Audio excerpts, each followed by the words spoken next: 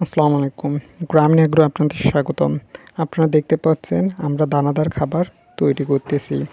আমাদের রাতে কিছু বেঁচে যাওয়া ভাত ছিল, সেই ভাতগুলো তারপর ছোলা ভাঙা, ভুট্টার গুঁড়া এবং খড়ের ভুসি এগুলো সবগুলো মিক্স করে আমরা খাওয়াই। কিছু পরিমাণ মতন লবণ।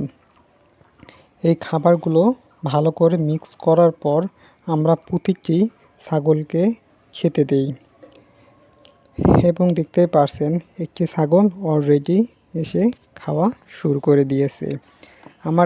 আমাদের এগুলো মাখা হয়ে গেলে আমরা প্রতিটি ছাগলকে ভাগ ভাগ করে দিয়ে থাকি।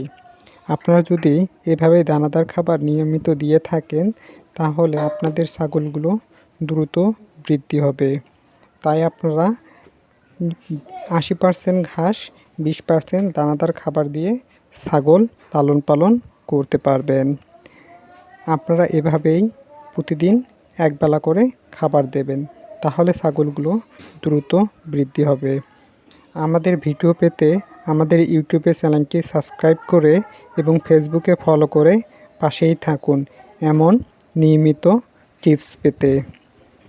এই বাচ্চাটিকে আমরা 2500 টাকা থেকে স্থানীয় হাট থেকে ক্রয় করেছিলাম। আপনারা যারা এরকম বাচ্চা ক্রয় করতে চান আমাদের সঙ্গে যোগাযোগ করতে পারেন।